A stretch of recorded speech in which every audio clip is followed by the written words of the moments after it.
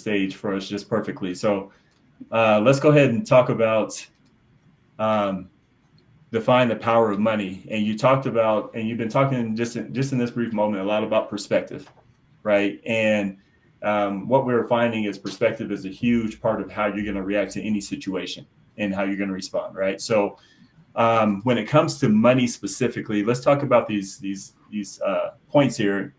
So the power of money, belief, your childhood, influence it has, perception, how you think, and how it makes you feel. And the key component I want everybody to really key on is the word power.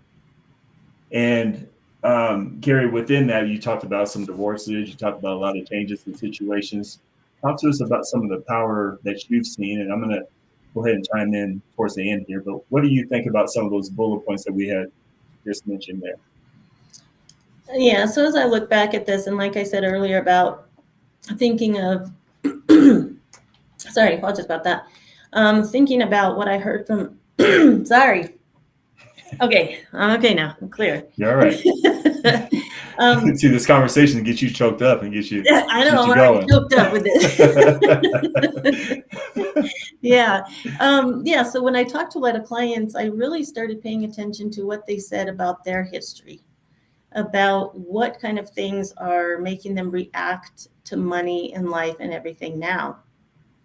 And I just noticed different things on how the parents brought up the children with the belief of what the money was all about.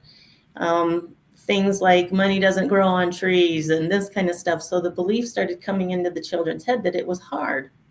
The belief about money was hard. And that all came through the childhood. The influence that it has in the future is they're still remembering what their parents had said. So they're out there working really hard, trying to do all these things, and they're making it harder. Perception of money is different. Some people think it's great and really useful.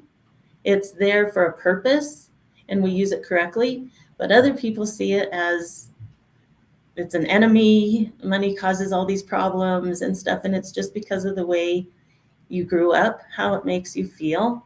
Mm-hmm. And I've heard a lot of stories about people that they grew up with parents were really tight with the money. And so it made the child think that money's tight and it's going to be that way forever. And it doesn't help them open their mind and think about it a little bit more about other opportunities or options that are really out there. But the way you grew up, you never saw that. Me being one of them, I will tell you, growing up as when I was younger, I saw money like that. And I really didn't realize till later that is just a mind thing. It's your own thoughts